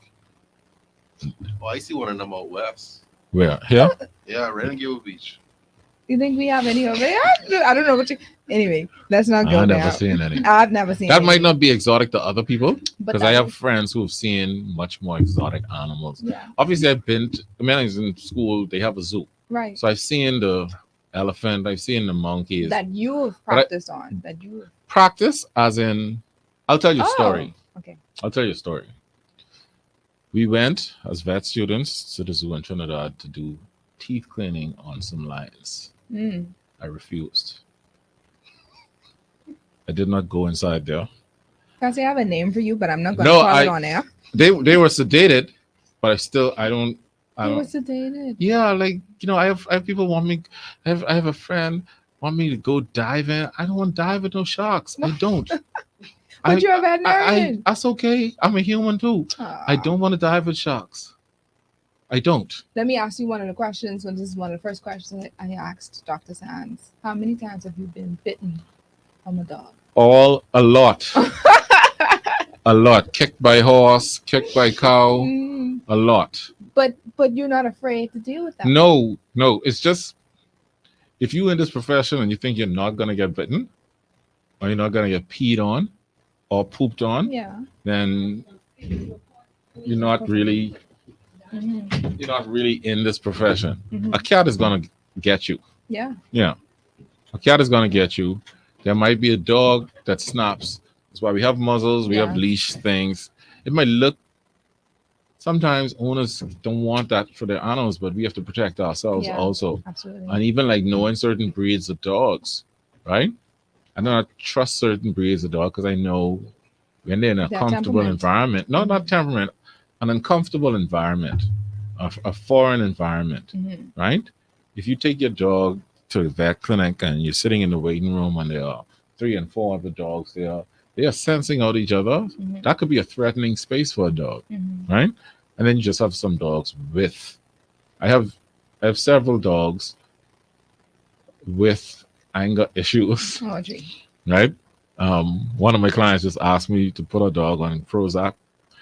Um, yeah, we do put animals on Xanax and Prozac and stuff like that. What Yes, issues does dog have? What he is anxiety very issues? he like if they pick up his bowl of food They go and he's crazy. not ready, he'll bite at them. Right? He's been like this when he was a puppy. Right? Oh, anger. He needs therapy. He has Yes. anger issues. He needs He he to needs some boost on his way Xanax. out He needs somewhere. some Xanax or some Ritalin. But we do give those things to animals. There are very few drugs that we don't give to animals that we can give to you. Mhm. Right? Simple. I mean, it's just knowing the dosages The and different dosages, things. right? Right. We'll be here all day, Okay. but we Yeah. don't want to do that. We ain't gonna be all there. Yeah. Nope. I'm about to shoot over here on live TV now. Let's go. But thank you so much. Thank you, and once again, where can we find you for those Well, who are hearing and knowing my about you clinic- for the first time? My clinic is on Marathon Road, directly opposite City Lumberyard, number 9, Marathon Road, and south of Star General Insurance. That's the number for us. Telephone number is 393-0197. The email is mvcpets@gmail. That's Marathon Veterinary Clinic, mvcpets@gmail.com. Okay. Yeah. And you don't do you have any handles? Social media handles? Yeah. No. Mm. Just asking. Yeah. Okay. All right. So thank you I so think much. Marathon Veterinary Clinic is on Facebook. Yeah. Yeah. Okay. Yeah. Okay. Thank you so much for tuning in to Your Lane Talk Show. Next week is May. And May is synonymous Time's with Mother's Day. Dun, dun, dun. But just before we get into that, I want to be sensitive to women experiencing infertility challenges. Of course, we will have with us Dr. Latazia Stewart, also known as Dr. Taz, share with us her journey with infertility and how she overcame and how we want to deal with persons who may be experiencing the same thing, and so we're going to have the topic managing infertility. So that will be our next show. Today's show is brought to you by Airborne Freight and Cargo Services, John Shoe Store and Accessories, Family Medicine Center, Your Lane Life Coaching, and Bahama Odds and Ends. Oh, how could I forget? Emmanuel Medical Clinic. All right. So thank you so much for tuning in. I pray that you were all empowered, educated, or encouraged today in some way, even with learning how to cater and care for our pets, our fur babies, our fur babies. What do you call your pet? You say fur babies? No. I had a doctor on the show who said I'm also the father of, and he named 2 of his dogs. Yeah, yeah. So, and that's just how it is with us. All right. So, thank you so much for tuning in. Have a blessed Sunday. Peace.